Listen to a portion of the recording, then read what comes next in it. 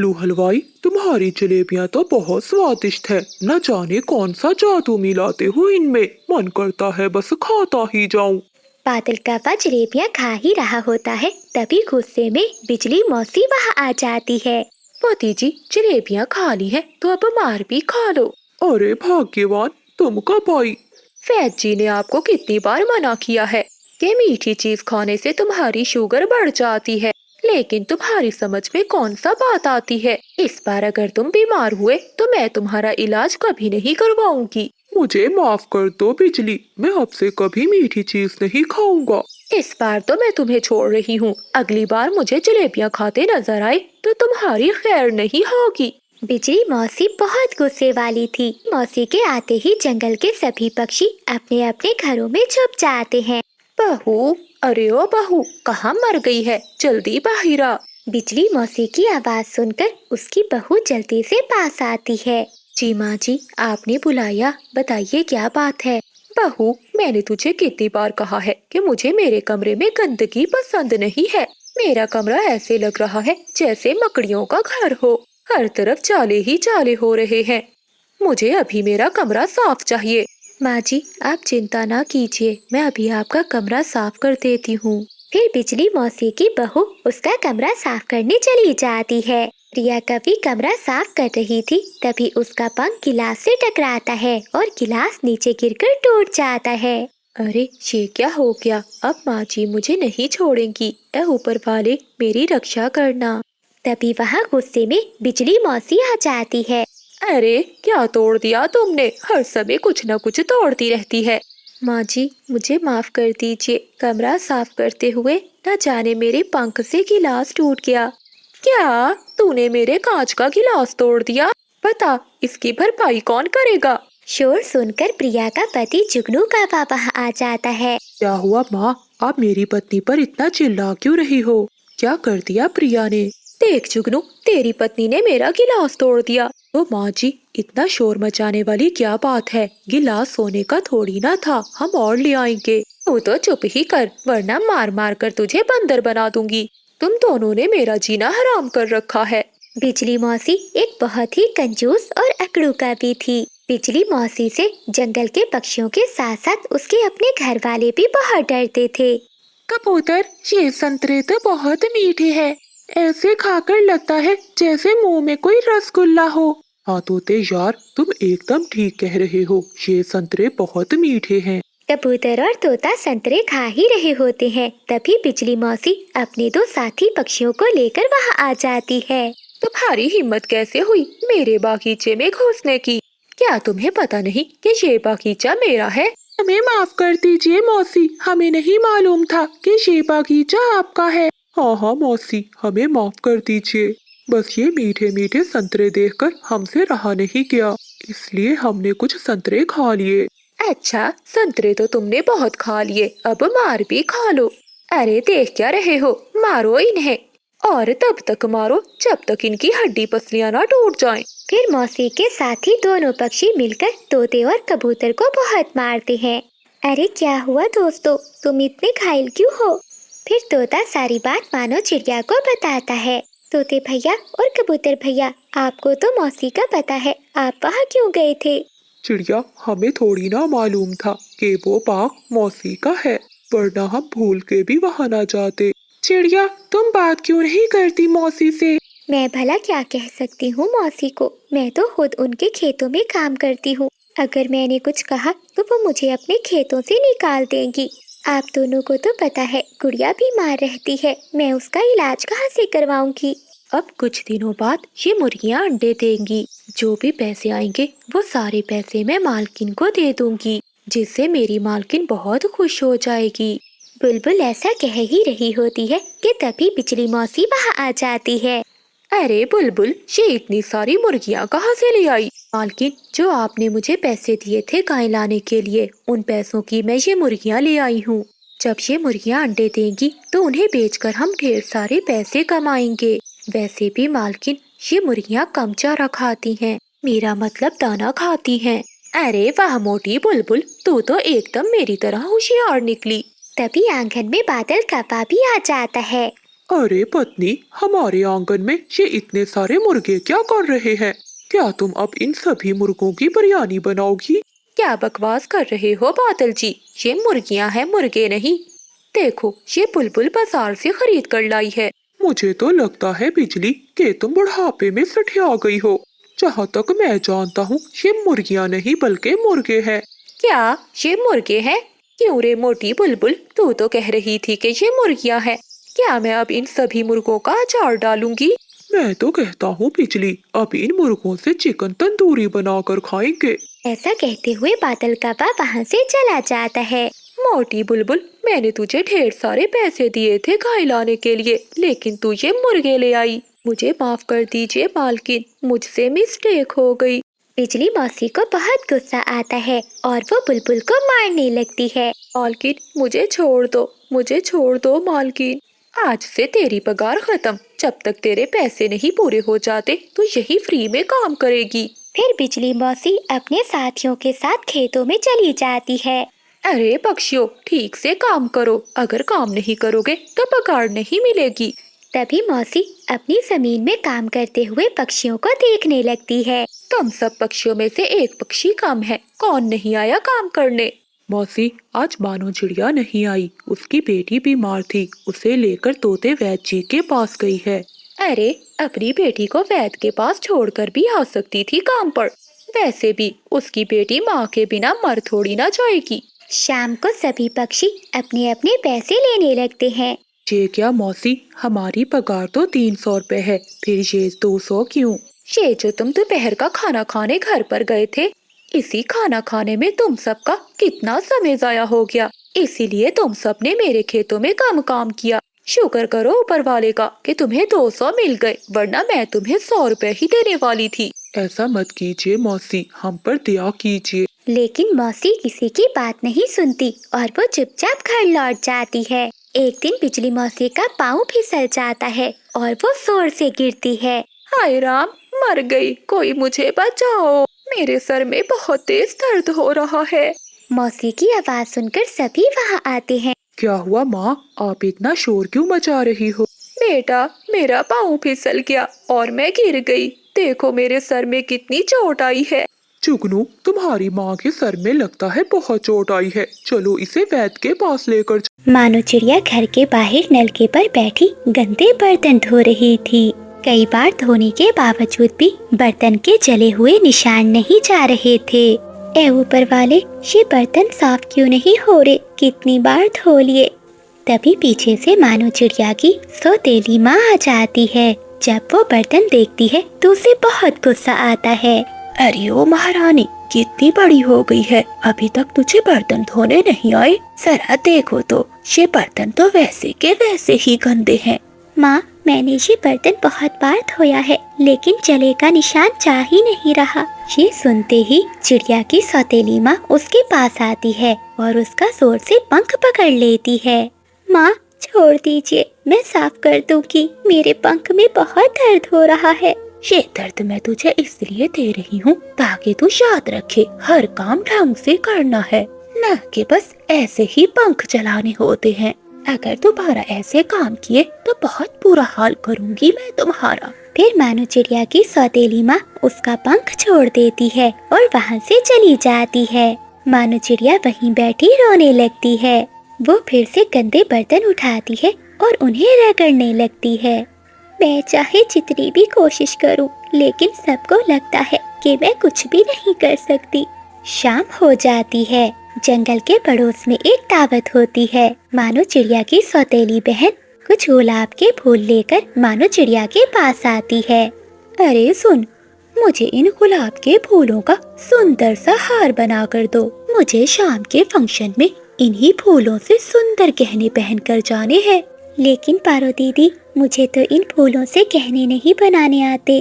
क्या कहा? इतनी बड़ी हो गई और अभी तक तुझे ये फूलों से गहने नहीं बनाने आए? अरे जंगल का हर पक्षी ये काम जानता है।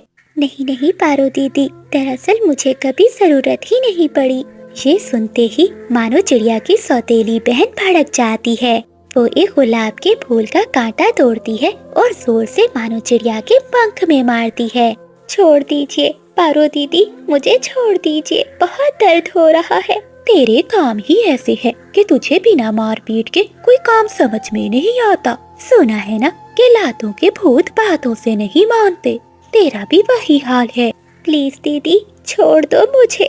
फिर सौतेली बहन वहाँ से चली जाती है। मानो चिड़िया वहीं बैठी आंसू पोंछती है और जैसे तैसे करके उन गुलाबों के फूलों से गहने बनाने लगती है।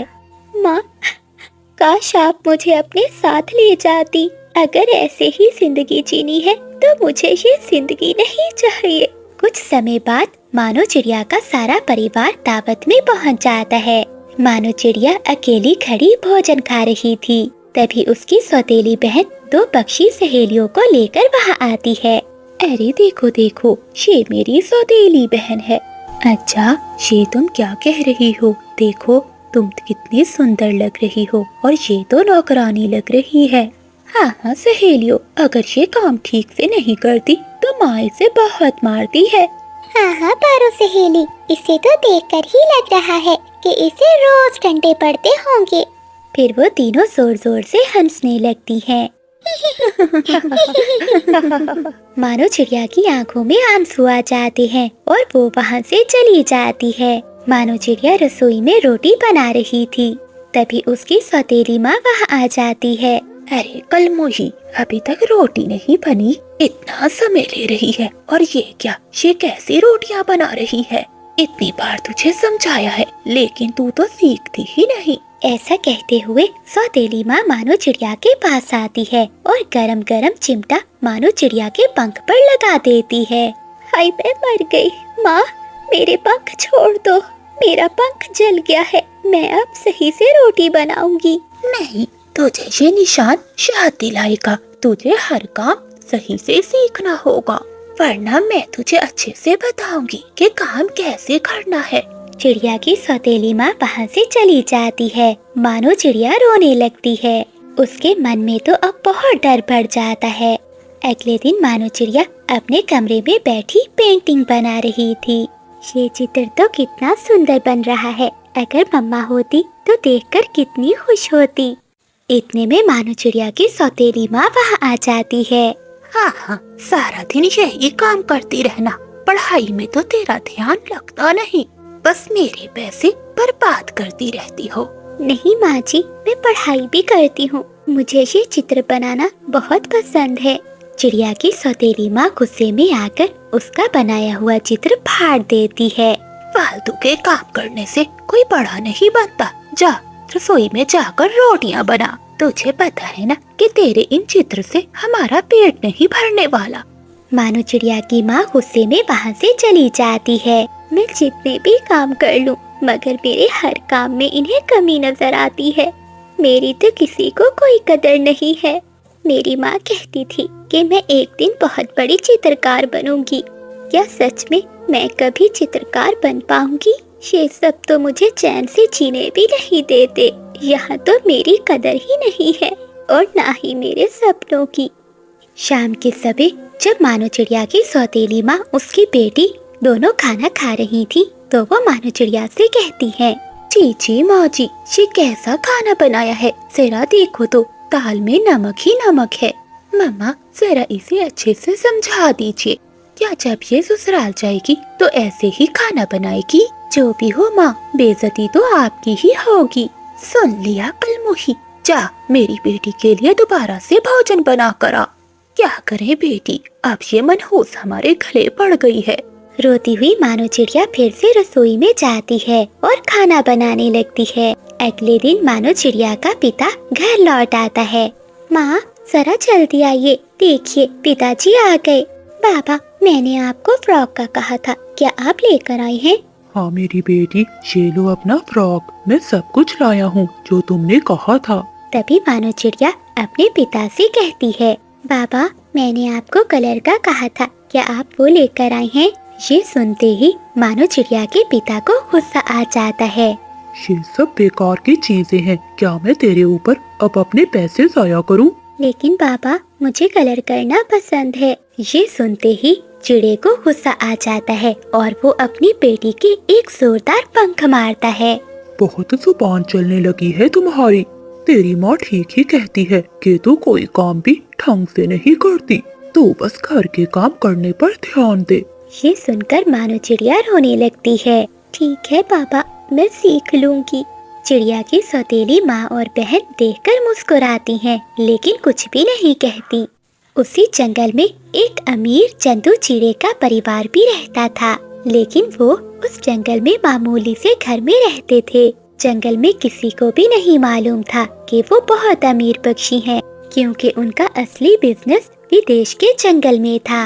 शाम के समय मानो चिड़िया अकेली नदी पर बैठी चित्र बना रही थी।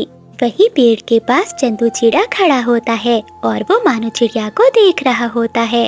ये चिड़िया कितनी सुंदर है, हमेशा यहीं आती है और यहीं बैठकर चित्र बनाती है, लेकिन क्यों इतनी सुनसान जगह पर भला कौन अकेला बैठता है? लगता है इसके जीवन में बहुत दुख है। कभी कभी तो मैं इसे चुपचाप रोते हुए भी देखा है, ऐसा क्यों होगा? तभी चंदू चिड़ा मानो चिड़िया के पास आता है। अरे तुम कौन हो और यहाँ क्या कर रहे हो? तुम मेरा पीछा कर रहे हो? नहीं नहीं, मैं तो बस आपके चित्र देख रहा था। क्या क्या सच में? हाँ, आपके चित्र तो बहुत सुंदर हैं। क्या सच में? तुम झूठ तो नहीं बोल रहे? नहीं नहीं। फिर मानो चिड़िया कर देती, यहाँ पर इस बेकार नौकरानी चिड़िया को भेजने की क्या जरूरत थी? बेटी, अब क्या कर सकते हैं, तुम्हारी किस्मत। मीना बेटी, मैं काम पर जा रही हूँ। मम्मा, इतनी भी क्या जल्दी है? सुबह सुबह खाली पेट जाएंगी क्या? कम से कम मम्मा चाय तो पी कर जाएं। मीना, तुम्हारी चाय के चक्कर में सूरज सर पर चढ़ जाएगा और फिर सारी की सारी मछलियाँ नदी के भीतर चली जाएंगी। अगर मछलियाँ नहीं मिली तो बाजार में क्या बेचने जाऊंगी? तभी मानो चिड़िया की बेटी रसोई से चाय लेकर आती है। मामा, इतनी भी क्या जल्दी है? जो भाग्य में लिखा है वो तो मिलकर ही रहेगा। ये लीजिए, चाय पी लीजिए, जब तक मैं नाश्ता लेकर आती हूँ। आहा मीना, अब तुमसे भला कौन जीत सकता है? फिर मानो चिड़िया चाय पीती है और अपना मछलियों का जाल उठाकर अपने घर से निकलती है। नदी पर मानो चिड़िया का दोस्त कबूतर भी इंतजार कर रहा था। मानो बहन, कहाँ रह गई थी तुम? देखो तो सूरज सर पर चढ़ आया है। अरे कबूतर भैया, क्या करती? तुम्हें तो पता है मीना का, वो मुझे बिना नाश्ते के आने नहीं देती। ठीक है मानो बहन, चलो अब जल्दी से जाल फेंकते हैं। फिर मानो चिड़िया और कबूतर मिलकर नदी में जाल फेंकते हैं। वो सुबह से शाम तक बैठे रहते हैं, लेकिन उनके जाल में एक भी मछली नहीं फंसती। जिसके बाद परेशान होकर कबूतर चिड़िया से कहता है, मैंने तो पहले ही कहा था कि हमें आज देर हो गई है, अब मछलियाँ नहीं मिलेंगी। तुम्हें तो पता है मानो बहन, हमारे घर का चूल्हा इन मछलियों के बेचने से ही चलता है। आज एक भी मछली नहीं मिली, न जाने कहाँ से आएगा राशन। माफ करना कबूतर भैया, मुझे नहीं मालूम था कि हमारी आज की मेहनत जाया जाएगी। हम गरीबों की तो किस्मत ही बुरी है, जो 2 वक्त की रोटी के लिए इतनी मेहनत करनी पड़ती है। न जाने कब हमें छुटकारा मिलेगा इस गरीबी से। चिड़िया बहन, अगर तुम गरीबी से इतनी ही तंग हो तो इस नदी में छलांग लगा दो। क्या मतलब? मानो बहन, सुना है कि इस नदी में एक जादुई जंगल है। ये काम है बहुत मुश्किल, क्योंकि हमारे जंगल के 2 पक्षी गए थे इस नदी में। एक तो लौट कर नहीं आया, जो दूसरा आया था वो मालामाल होकर आया था। अरे कबूतर भैया, ये आप कैसी बातें कर रहे हैं? भला क्या पानी के अंदर जीवन संभव है? आप तो बस ऐसे ही बातें कर रहे हैं। चलिए अब घर चलते हैं, अंधेरा हो रहा है।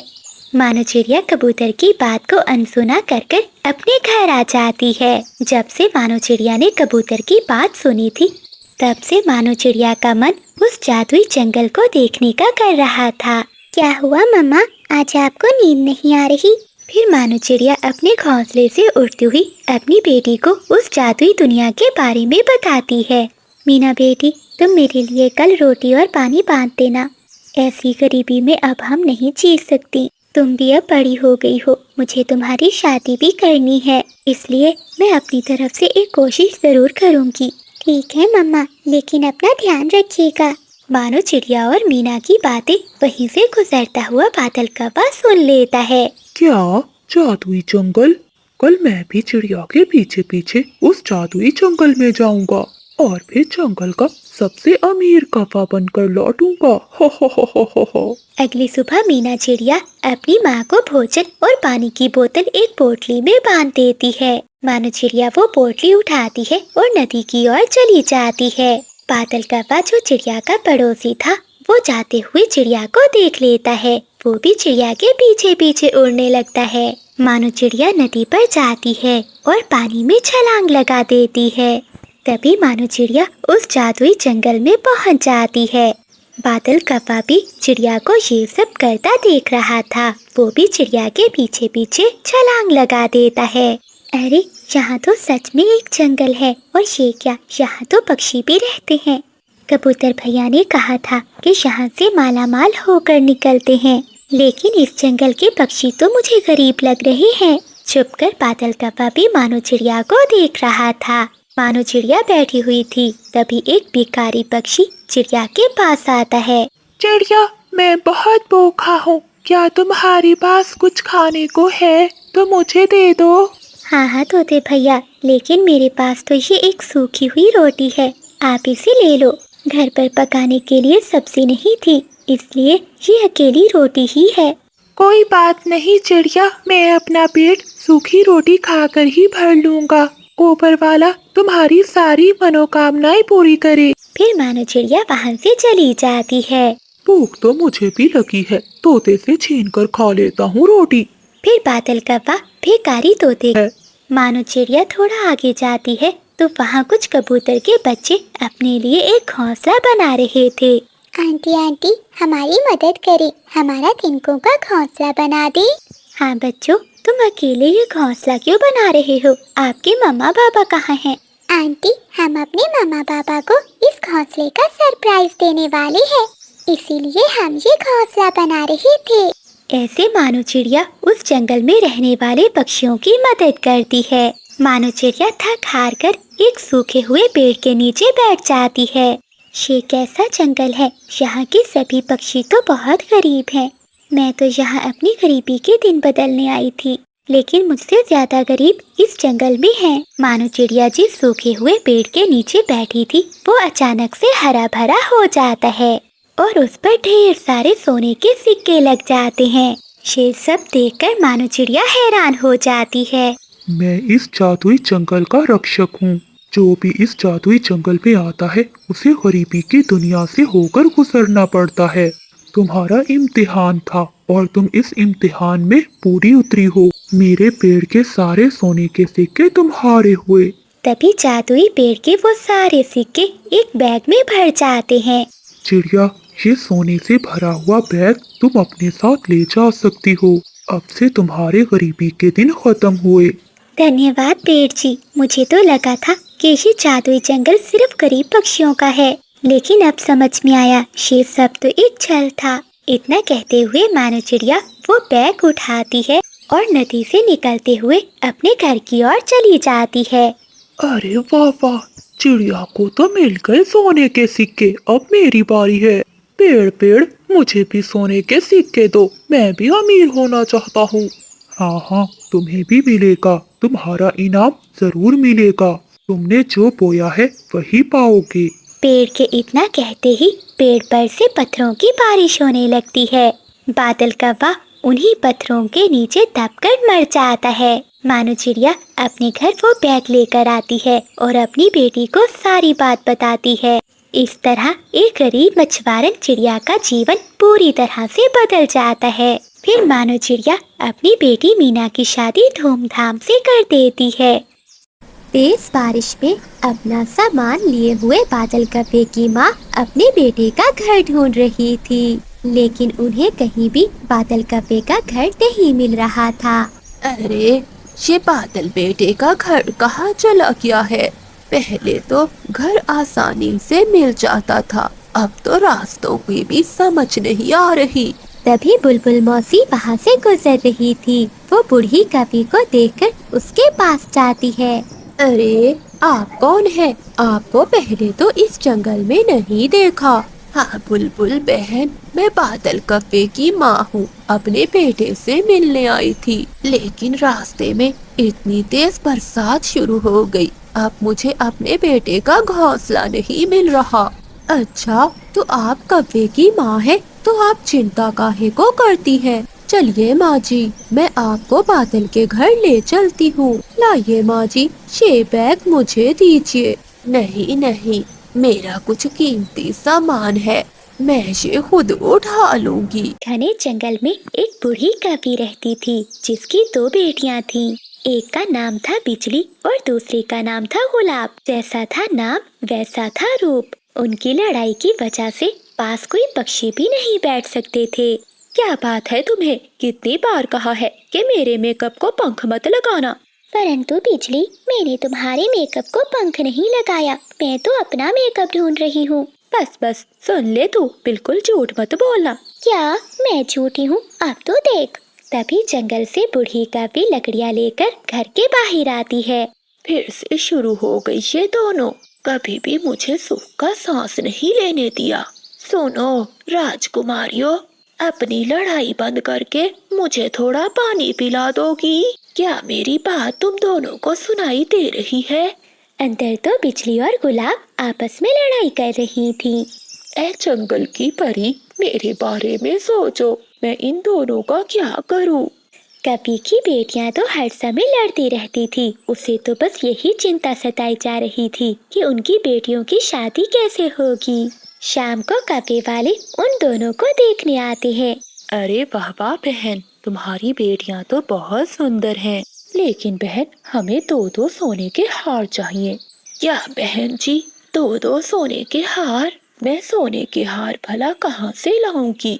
मैं तो जंगल से लकड़ियाँ चुन कर लाती हूँ, वही बेचकर घर का गुजारा करती हूँ।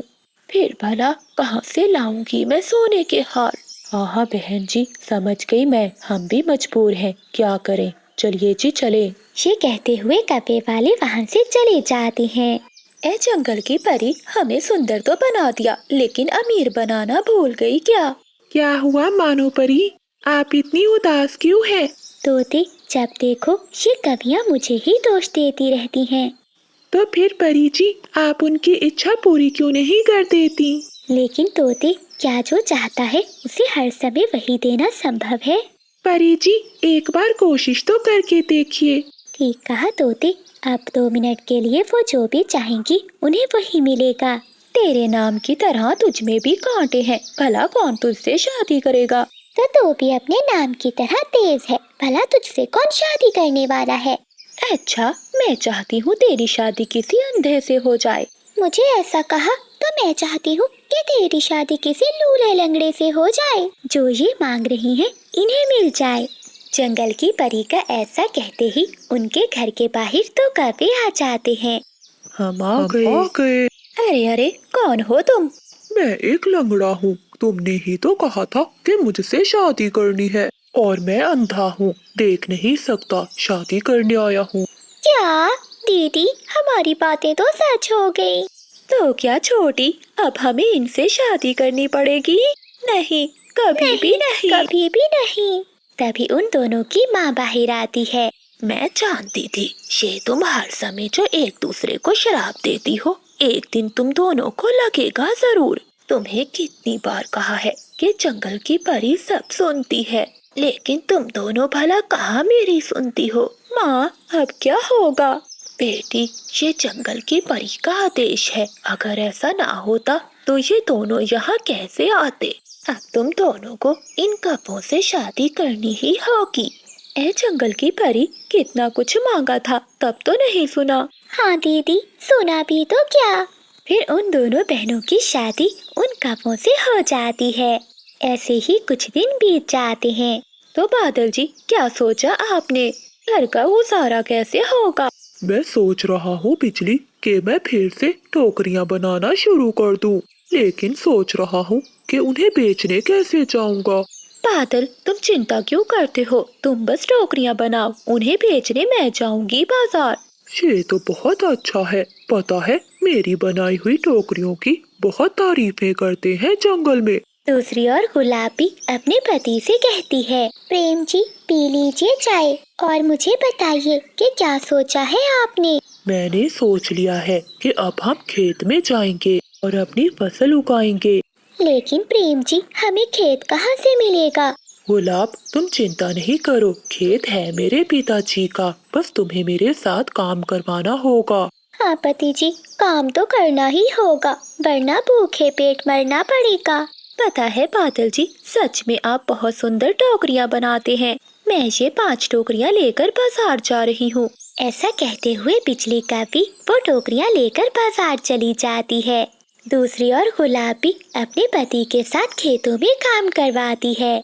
माँ, जरा आकर देखो, आपकी छोटी बेटी जो 1 गिलास पानी भी उठकर नहीं पीती थी, आज वो कितना काम कर रही है। बताओ गुलाब, और कितना काम बाकी है? हाँ, बस थोड़ा सा ही। अच्छा मुझे बताइए प्रेम जी कि हम किसकी खेती करेंगे? मेरे पिताजी कहते थे कि कभी इस मिट्टी में सोना उगता था। अब तुम ही बताओ कि क्या खेती की जाए। हाँ, याद आया पति जी, धान। धान ही तो असली सोना है। लेकिन गुलाब, उसमें तो काफी मेहनत लगेगी, लगाना झाड़ना। देखिए प्रेम जी, अगर जंगल की परी ने हमारे भाग्य में लिखा है तो मेहनत तो करनी ही होगी।